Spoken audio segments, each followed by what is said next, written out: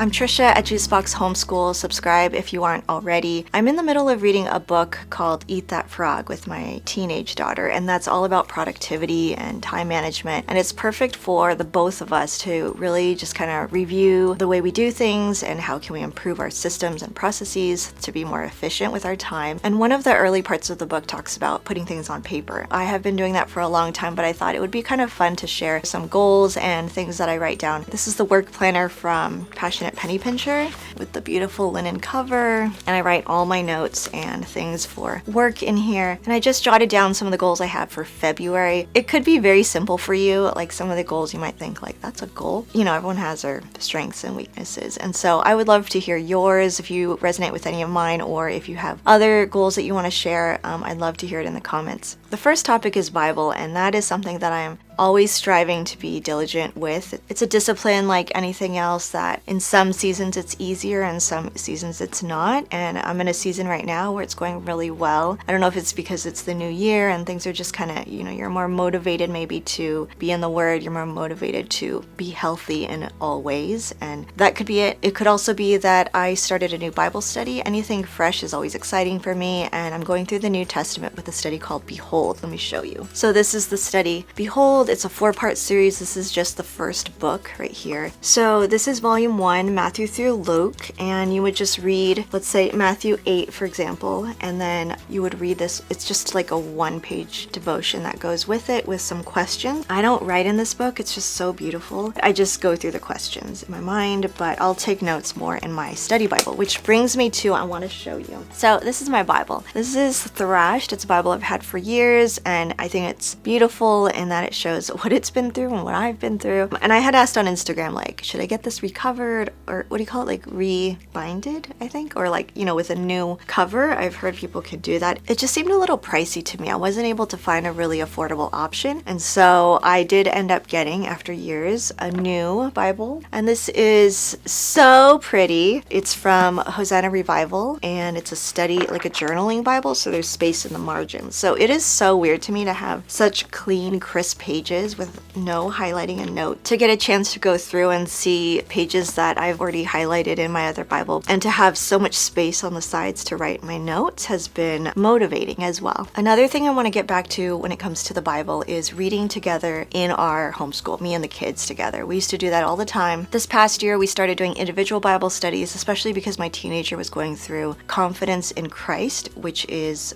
geared towards teens, and that was really good for her. She loves, that's her favorite study she's done so far. And I see value in that for sure, but I do want to kind of maybe alternate like a family Bible study and then individual Bible study, which I think was really valuable, and we'll still continue our individual Bible study. But I want to incorporate something that we do together as a family. And I recently picked up a family Bible study on the book of John from Generations curriculum, which I can link below. It is designed to do with the whole family, and we'll read a portion. I think in the beginning it was like John 1 through 5, so it's a short section. I have the kids take turns reading a verse at a time just to like keep them engaged and awake, and then I'll read the commentary that goes with it. And there are some family discussion questions that you can ask at the end. We did a trial run of that yesterday, and it took us about 15-20 minutes to do together. So in addition to our individual Bible study, my goal is to continue on with that. It doesn't need to be every single day of our homeschool day, but on the lighter days I want to incorporate that in our morning time. Okay, on to some personal goals. Lately we've been trying this meal sharing thing between our family. I don't know what to call it, but we'll take turns basically. So I've enlisted my older 2 kids, they're 14 and 12, to pick out some recipes, 4 recipes a month, and they will make a meal a week. And we've been trying that in January, and so far it has been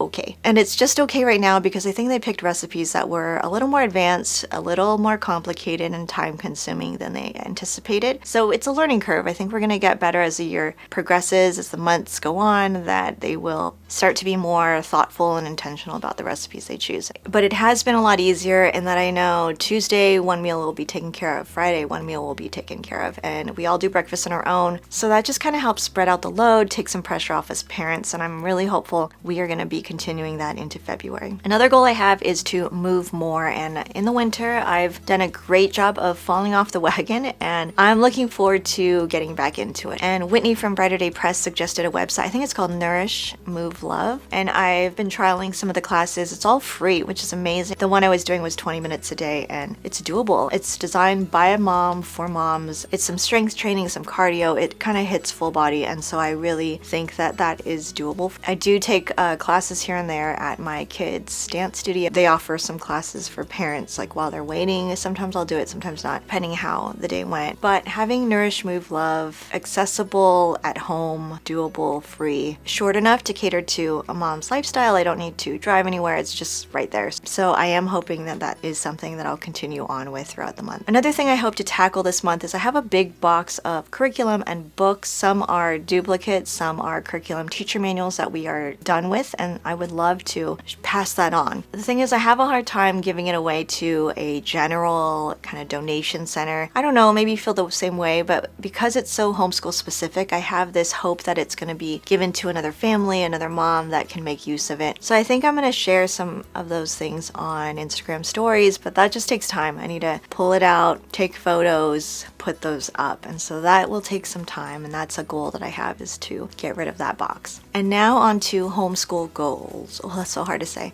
Homeschool goals. The first goal I have is not totally measurable. It's just to slow down. I think the fall, when we first start school all the way until Christmas, my goal is to really go hard, to attack each subject and to get pretty deep into our curriculum so that when we go on Christmas break, we feel we can take a rest, we can take a complete break. And I know we don't need to feel like we're behind by, who are we behind? But as a more type A homeschooler, I would like to stay on some kind of schedule to complete the curriculum before the end of the year. That's just me. It's not necessary. It's just more the way that I'm wired. So because we are so going through it fall and part of winter, now I would like to take things a little slower. And by that, I mean with anything extra, or if we're having a rough day, which we're going to have some, it just kind of happens. January and February are kind of known to be like homeschool slump months. And it's the same, it's for me too. And things I do to combat that are really not combative. They're more like